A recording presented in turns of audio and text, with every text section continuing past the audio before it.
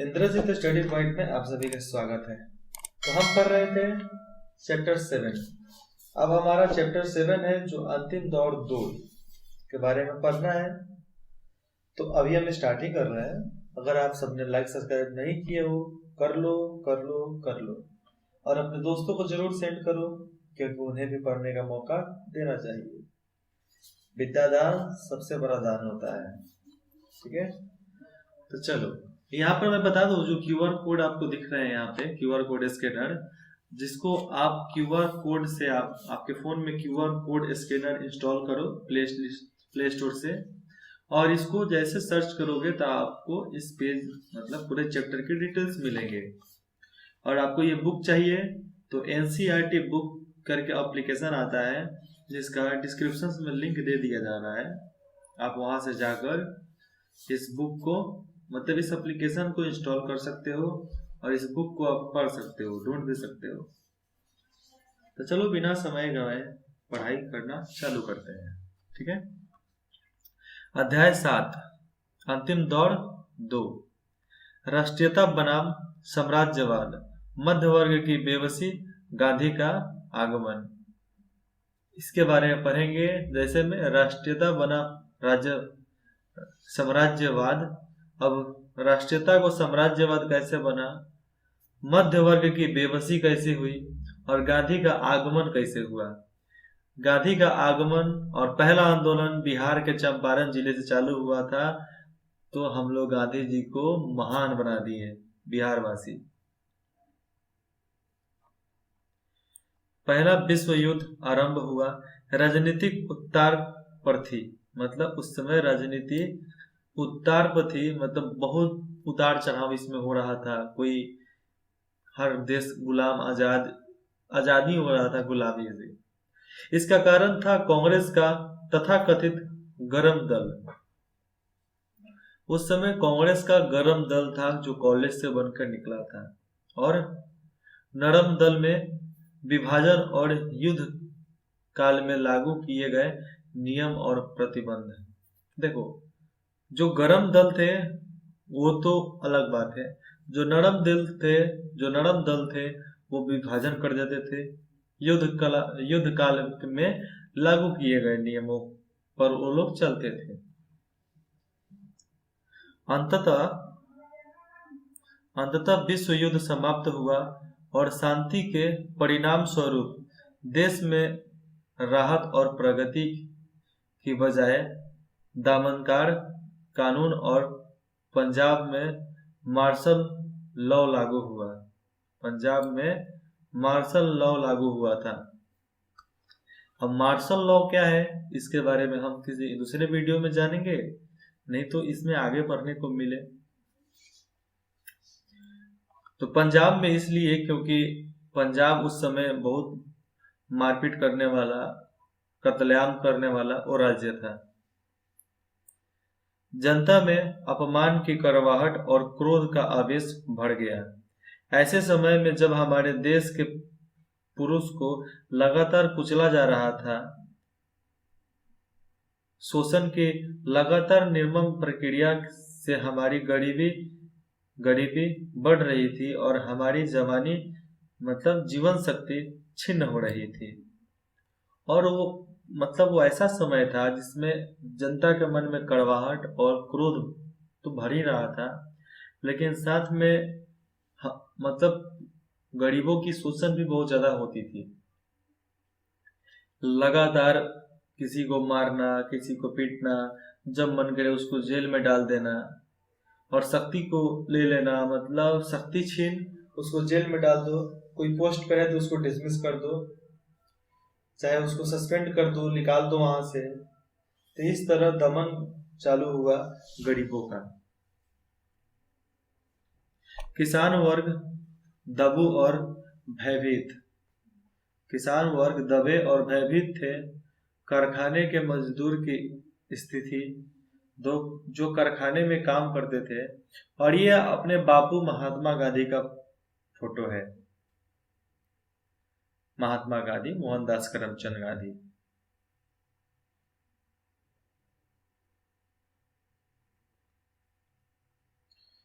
इसमें दे रहा है मजदूरों की स्थिति भी बेहतर नहीं थी। मध्य वर्ग और बुद्धिजीवी लोग जो इस सर्वग्रासी अंधकार में आकाशदीप हो सकते थे, और इस अंधकार में सर्वग्रासी अंधकार जो था, इसमें मध्य वर्ग लोग आकाशदीप हो सकते थे। खुद इस सर्वव्यापी उदासी में डूबे हुए थे, लेकिन खुद वे सर्वव्यापी उदासी में डूबे हुए थे, क्योंकि उस समय ये आम बात था किसी पर अत्याचार करना, जुल्म करना।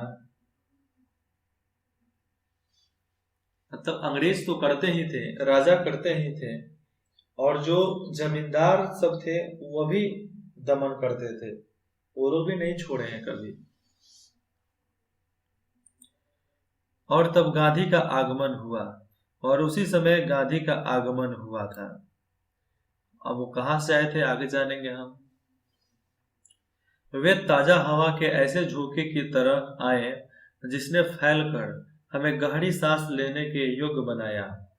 वे ऊपर से अवतरित नहीं हुए थे, वे भारत की करोड़ों की आबादी के बीच से ही निकल कर आए थे। और महात्मा गांधी कोई डाउनलोडेड पर्सन नहीं थे, ना ही ऊपर से आए थे भगवान के द्वारा बनाए हुए, जिस तरह कृष्ण भगवान जन्म लिए थे। वो करोड़ों, भारत की करोड़ों आबादी में से निकल कर आए थे। वे उन्हीं की भाषा बोलते थे और लगातार उनकी शोचनीय स्थिति की ओर ध्यान आकर्षित करते थे। उन्होंने हमसे कहा कि इन मजदूरों और किसानों की पीठ से उतर जाओ, इन मजदूरों और किसानों की पीठ से उतर जाओ। तुम सब जो उनके पोषण के सहारे जिंदा हो, उस व्यवस्था को समाप्त कर दो जो इस गरीबी और दुर्गति की जड़ है। मतलब उन सबको छोड़ दो तुम जो तुम्हारी गरीबी का जड़ है। तुम कहीं मजदूरी कर रहे हो, वो तुम्हारी गरीबी का जड़ है, छोड़ दो, दूसरा काम करो। लेकिन उसके लिए चेतन शक्ति चाहिए, सोचने की शक्ति। उन्होंने जो कुछ कहा, हमने उनमें से ज्यादातर बातों को आंशिक रूप में माना। मतलब उन्होंने जो भी बोला, जो भी कहा, उनकी बात को हम आंशिक रूप से माना, और कभी कभी बिल्कुल नहीं माना। लेकिन यह एक गौण बात थी, मतलब जो भी वो बोलते थे गौण बात थी। जैसे उनकी शिक्षा का सार था निर्भयता और सत्य, और इनसे जुड़ा हुआ कर्म। मतलब ये बस यही बोलते थे, निर्भय रहो और सत्य बोलो, सत्यवान रहो, हमेशा जो करो सत्य करो, सत्य के सिवा कुछ मत करो, सत्य सत्य सत्य। और जो भी इनका था इसमें से जुड़े कर्म ही थे, निर्दयता और सत्य, निर्भयता और सत्य, जो हमेशा वे हमेशा सामान्य जनता की खुशहाली पर नजर रखते थे। लेकिन ब्रिटिश शासन के अधीन सबसे प्रबल एहसास था भय। भय व्यापक दमनकारी, मतलब दमनकारी नमगोटू भय, सेना का, पुलिस का, दूर दूर तक फैले हुए खुफिया विभाग का भय, अफसरों और जमींदार के कारीदों का भय, साहूकार का भय, बेकारी और भुखमरी का भय। सबसे खतरनाक था बेकारी और भुखमरी का भय, जो हमेशा करीब खड़ा रहता था, जो हमेशा करीब होता था। ठीक है। इसके बाद है चारों तरफ फैले इस डर के खिलाफ ही गांधी की शांत किंतु वृद्ध आवाज उठी, डरो मत। उठी क्या? डरो मत। उस समय लोग डरते थे, इसलिए डरो मत, ये उनका पहला आवाज था। इस तरह लोगों के ऊपर से भय का काल लबादा उठ गया। मतलब लोगों के ऊपर जो भय का काल का लबादा था, चादर था, जो उठ गया। पूरी तरह तो नहीं, पर आश्चर्यजनक मात्रा में जरूर उठा था, क्योंकि भय का झूठ से नजदीक का संबंध होता है। भय का झूठ से नजदीकी संबंध होता है। जैसे झूठ और कुल छिपकर झूठ और कुल छिपकर काम करने की जरूरत कम होती गई। उसके बाद से झूठ बोलकर काम कम हुआ, कुल छिप कर मतलब जो छुपा कर काम किए जाते थे वो कम हुए। वैसे वैसे एक व्यापक परिवर्तन दिखाई देने लगा। यह मनोवैज्ञानिक परिवर्तन था, जो मनोवैज्ञानिक परिवर्तन था। गांधी ने भारत में करोड़ों लोगों को अलग अलग मात्रा में प्रभावित किया। कुछ लोगों ने अपने जीवन की पूरी बनावट को ही बदल दिया, कुछ पर आंशिक प्रभाव पड़ा या फिर प्रभाव मिट गया, पर पूरी तरह नहीं।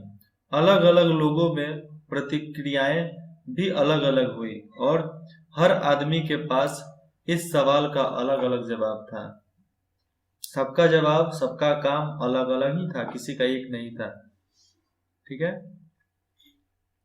उसके बाद हमारा टॉपिक है गांधी जी के नेतृत्व में कांग्रेस सक्रिय। अब गांधी जी के नेतृत्व में किस तरह कांग्रेस सक्रिय हुआ, जो आज कांग्रेस के बारे में आप जानते हो, सुनते हो। इलेक्शन की मतलब बीजेपी के बाद एक कांग्रेस ही है जो सबसे बड़ा पार्टी है। निर्दलीय, बीजेपी और कांग्रेस, तीन पार्टी जो है अंतर्राष्ट्रीय पार्टी है केंद्र में।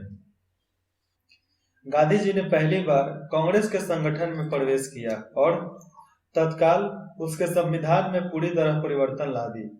जो उसका संविधान था उसको पूरी तरह परिवर्तन लाया था गांधी जी ने। उन्होंने उसे लोकतांत्रिक और लोक संगठित बनाया, लोकतांत्रिक और लोक संगठित संगठन बनाया। अब उसमें किसानों ने प्रवेश किया और अपने नए रूप में वह एक विशाल किसान संगठन दिखाई देने लगा, जिसमें मध्य वर्ग के लोग संख्या में छितरे हुए थे, मतलब संख्या में छितरे हुए थे, इधर उधर थे, बिखरे हुए थे, लेकिन उनका जोड़ काफी था। छितरे थे लेकिन जोड़ काफी था उनका। अब उसका खेतिहर चरित्र बढ़ने लगा और गांधी जी के द्वारा नेतृत्व किए गए कांग्रेस का खेतिहर चरित्र जो था बढ़ने लगा। औद्योगिक मजदूर भी उसमें आए, लेकिन अपनी व्यक्तिगत हैसियत जो उनकी थी, हैसियत में अलग से संगठित रूप में नहीं, मतलब जो उनकी हैसियत थी उसी में जुड़े, अलग से संगठित रूप में उन्होंने अपने आप को जुड़ाव नहीं किया, अपने आप को कांग्रेस से नहीं जोड़ा।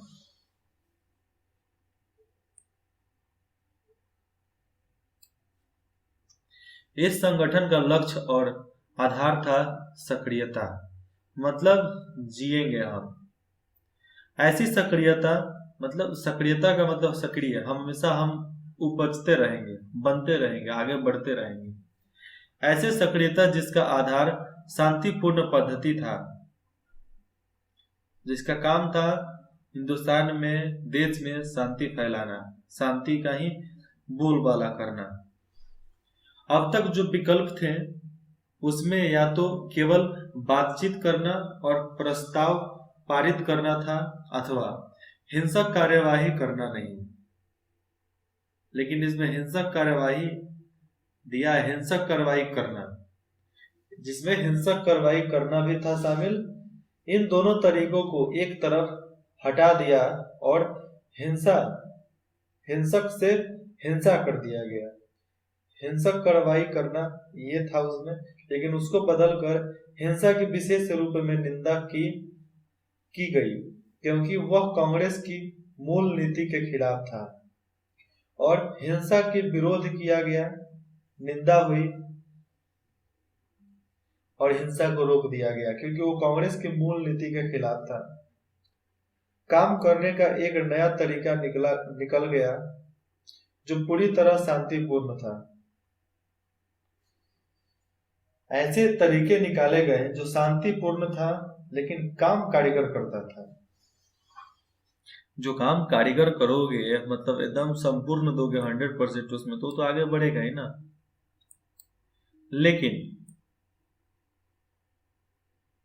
लेकिन जिस बात को गलत समझा जाता था उसके आगे सिर झुकाना मंजूर नहीं किया गया। मतलब जो बात गलत समझा जाता था उसके आगे सिर झुकाना मंजूर नहीं था। परिणाम स्वरूप इस प्रक्रिया में होने वाली जो पीड़ा और कष्ट थे उन्हें खुशी से स्वीकार किया गया। गांधी जी विचित्र प्रकार के शांतिवादी थे। मतलब एक अलग ही प्रकार के वो शांतिवादी थे।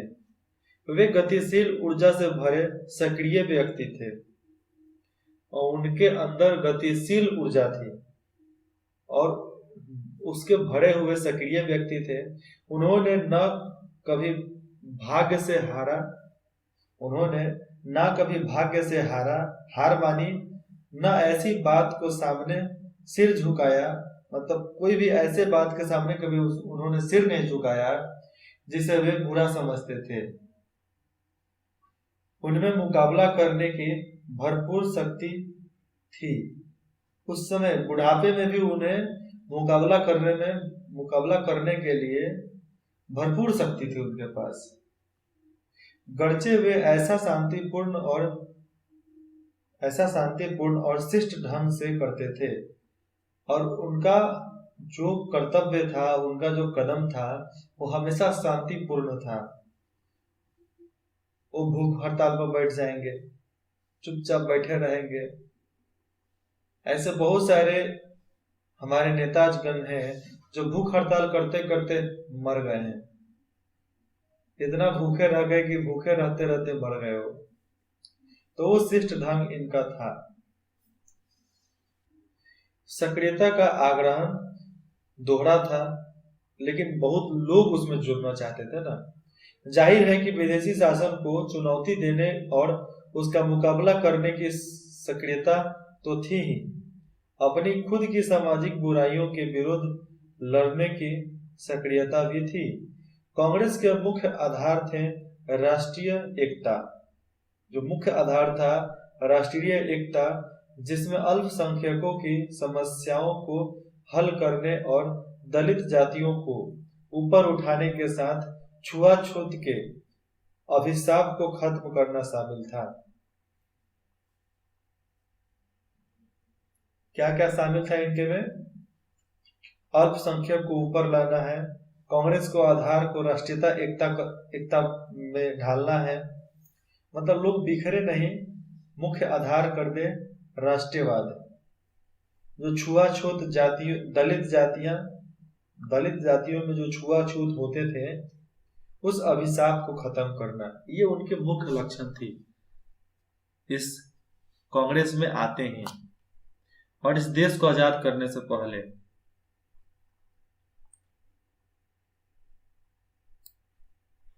गांधी जी ने अंग्रेजी शासक की बुनियादों पर चोट की, उनकी नींव हिलाकर रख दी थी। मराठी में बोले तो वाट लगा कर रख दी थी। उन्होंने कहा कि खिताब छोड़ देना चाहिए। गरचे कम लोगों ने खिताब छोड़े और कुछ लोगों ने खिताब को छोड़ा, नौकरियां छोड़ी। जो पुरस्कार से जिसको निलंबित किया गया था वो भी छोड़ दिए नौकरी अपना, जाओ भाई हम नहीं करेंगे। लेकिन अंग्रेजों द्वारा दिए गए उन खिताबों के लिए आम जनता में इज्जत समाप्त हो गई और उन लोग जब खिताब छोड़ दिए, पोस्ट छोड़ दिए, तो वो पोस्ट की इज्जत आम जनता के नजर पे पूरी खत्म हो गई और ये पतन के प्रतीक बन गए। नए मापदंड और मूल्य स्थापित हुए और नया तरीका स्थापित हुआ था गांधी जी की वजह से। वायसराय के दरबार और रजवाड़ों के शान शौकत जो इतनी अधिक प्रभावित हुई थी, कैसे? नए मापदंड और मूल्य स्थापित करने से। ठीक है, बेहद उपहासपद, अभद्र और शर्मनाक लगने लगी क्योंकि वह आम जनता की गरीबी और कष्टों से घिरी हुई थी। धनी लोगों ने भी कम से कम ऊपरी तौर पर, जो धनी लोग थे, अमीर लोग थे, वो कम से कम ऊपरी तौर पे उनमें से बहुतों ने सादा रहन सहन अपना लिया। वेशभूषा जो था, उनका कपड़ा पहनने का तरीका, वेशभूषा में उनमें और मामूली लोगों में कोई अंतर नहीं रह गया। और लोगों ने जब परिवर्तन किया अपने आप को, तो वेशभूषा से कोई अलग नहीं था, सब कोई एक समान हो गया था।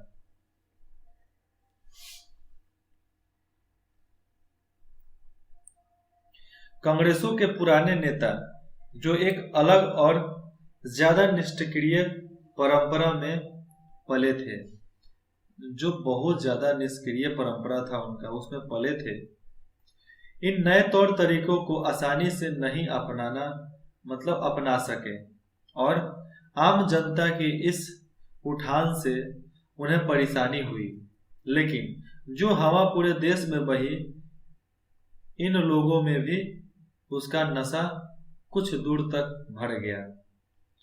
लेकिन जो आम जनता में हवा उठती है ना, वो हवा अगर सब किसी के मन में उठ जाए, इसी वजह से जब आम जनता में जब एक उत्साह की हवा उठी, तो सब लोग अपने आप को बदलना ही जरूरी समझे, दूसरा कुछ नहीं। ऐसा कहा जाता है कि भारतीय मानस मूल्यतः निवर्तित मार्ग है, पर गांधी जी इस निवर्ती मार्ग के एकदम विपरीत थे। भारतीय जनता की निष्क्रियता के विरुद्ध संघर्ष करने और उससे दबाने के लिए जितना काम उन्होंने किया, किसी दूसरे ने नहीं किया। और निष्क्रियता को दबाने के विरुद्ध में थे, और उसके बाद से संघर्ष करने और उसे बदलने के लिए जितना काम उन्होंने किया था, उतना काम किसी ने नहीं किया था। गांधी जी लोगों के लिए बहुत कुछ किए। उन्होंने हमें गांवों की ओर भेजा और कर्म के इस नए संदेश को ले जाने वाले अनगिनत दूतों की गतिविधियों से देहात में हलचल मच गई, और ऐसे परंपरा उस समय निभा दिया गया जिसके वजह से जब संदेश जहां पहुंचता नहीं था, वहां पे संदेश पहुंचा दिया गया। तो क्या हुआ, वहां पे जो गतिविधि थी उसमें हलचल मच गई, किसानों को झकझोरा गया। हम लोगों पर प्रभाव दूसरे ढंग का था। हमने पहली बार ग्रामीण को उसकी कच्ची झोपड़ी में भूख उस समय खाना होता कहाँ था, अनाज होता कहाँ था, भूख की उस छाया के साथ जो हमेशा उसका पीछा करती थी, चिपटे देखा। मतलब जो भूख के मारे लिपटा था अपने झोपड़ियों में, वैसे चिपटे लोगों को देखा। मतलब कोई भूख से मर रहा है, कोई बिलक रहा है, कोई खाने के लिए तरस रहा है। हमने इन यात्राओं से भारतीय अर्थव्यवस्था के बारे में पुस्तकों और विद्वतापूर्ण भाषाओं की तुलना में अधिक जाना। जो भावनात्मक अनुभव हमें पहले हो चुके थे, उन्हें बल मिला, और जो भावनात्मक अनुभव हमें हो चुका था उसमें बल मिला जब लोगों की समझ और लोग हमारे साथ जुड़े तब। आर्थिक, सामाजिक और दूसरे मामलों में गांधी जी के विचार बहुत सख्त थे। आर्थिक, सामाजिक और दूसरे मामलों में गांधी जी का विचार बहुत सख्त था। उन्होंने इन सबको कांग्रेस पर लादने की कोशिश नहीं की। इनमें से कुछ विचारों को उन्होंने कांग्रेस में बैठाने की कोशिश की। बैठाने की कोशिश की, पूछने की कोशिश की, लेकिन तुरंत नहीं ना बदला जा सकता। हर चीज को धीरे धीरे बदला जाता है। वे सावधानी से आगे बढ़े क्योंकि वे जनता को अपने साथ ले जाना चाहते थे। जनता को साथ ले चलना चाहते थे। और जनता को साथ लेकर चलना है तो जनता को तो साथ लेना पड़ेगा ना। बहुत से लोग ने उनके सभी विचारों को स्वीकार नहीं किया, और गांधी जी के सारे विचार को स्वीकार बहुत लोगों ने नहीं किया था। करेंगे, दवाई कड़वी होती है, लेकिन सब लोग पसंद करते हैं जब धीरे धीरे बीमार पड़ जाते हैं। ठीक है। कुछ लोगों का उनके बुनियादी दृष्टिकोण से मतभेद था, और उनका जो बुनियादी दृष्टिकोण था उससे हमेशा मतभेद ही करते थे, मतलब मानते ही नहीं थे। ऐसे लोग थे वहां पे, यहाँ पे हिंदुस्तान में। दो तरह से उनके विचारों का स्पष्ट किंतु पर्याप्त प्रभाव पड़ा। हर बात की बुनियादी कसौटी यह थी कि उससे आम जनता का भला कहाँ तक होगा, और दूसरा यह कि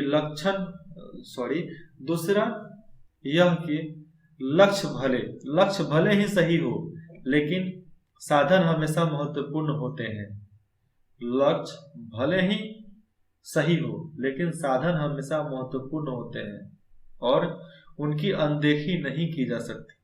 और लक्ष्य के प्राप्ति के लिए जो हम कुछ कर रहे हैं ना, उसमें कोई भी त्रुटता नहीं होनी चाहिए, मतलब कोई भी गलती नहीं होनी चाहिए। गांधी मूलतः धर्मप्राणी व्यक्ति हैं।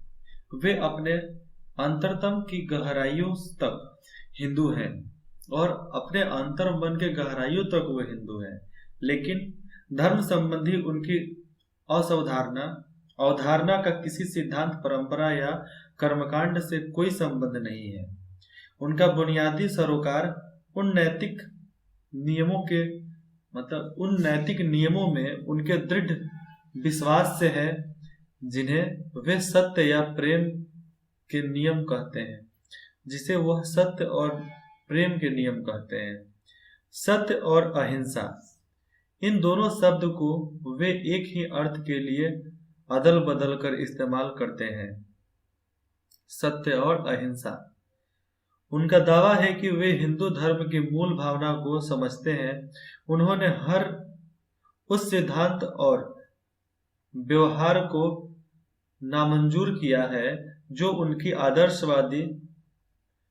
आदर्शवादी जो व्याख्या से मेल नहीं खाता था। वे सबसे ऊपर नैतिक नियम की सत्ता मानते हैं। अपने ऊपर नैतिकता की सत्ता ही सबसे ऊपर मानते हैं, बाकी किसी के नहीं। वह भी उस रूप में जिस रूप में उन्होंने खुद उन्हें समझा है, और वही रूप मानना चाहते हैं जो रूप उन्होंने खुद पढ़कर, सीखकर, लड़कर, समझकर सीखा था। उसके सिवा कुछ नहीं।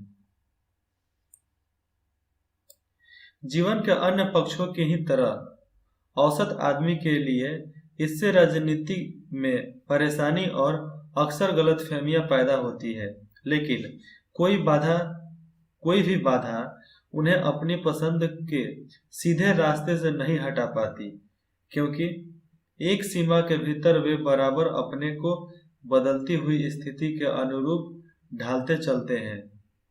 वे हमेशा खुद अपने से शुरुआत करते हैं।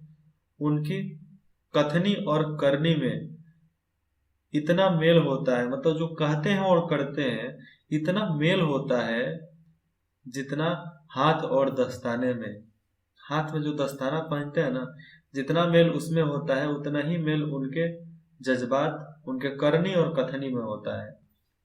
मतलब काम करेंगे और जो कहेंगे।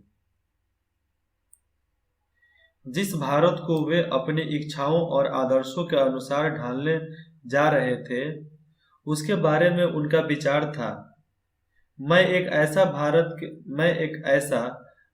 ऐसे भारत के लिए काम करूंगा जिसमें गरीब से गरीब व्यक्ति भी यह महसूस करेगा कि यह उसका देश है, जिसके निर्माण में उसकी आवाज प्रभावी है। एक ऐसा भारत जिसमें लोगों के ऊंचे नीचे वर्ग नहीं होंगे। ऐसा भारत जिसमें सब जातियां पूरी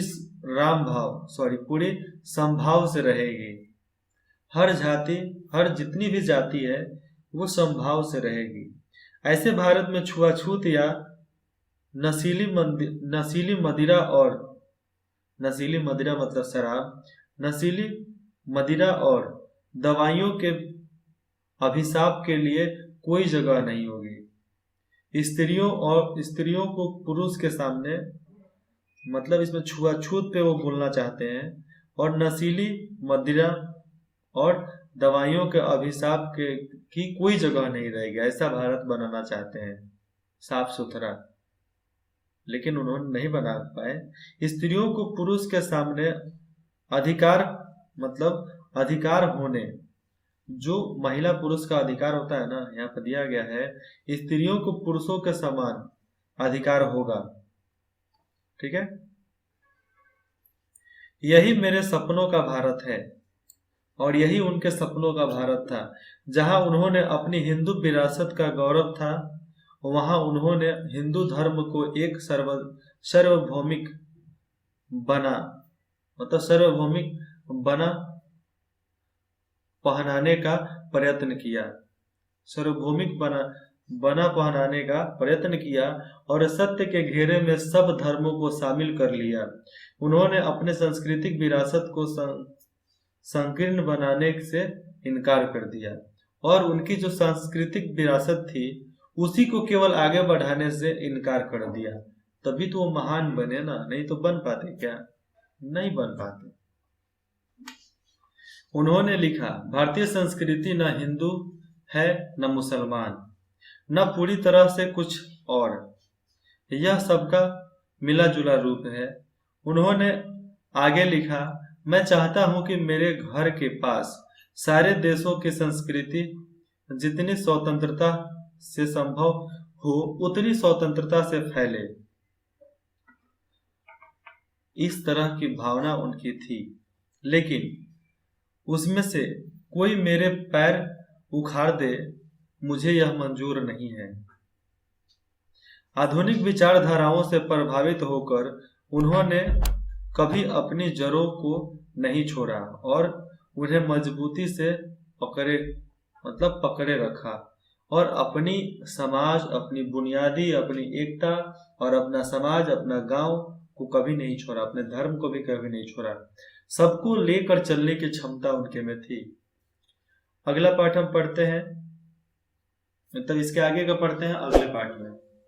फिर मिलते हैं अगले पाठ में। तब तक अपना ख्याल रखना और जितना हो सके उतना शेयर जरूर करना।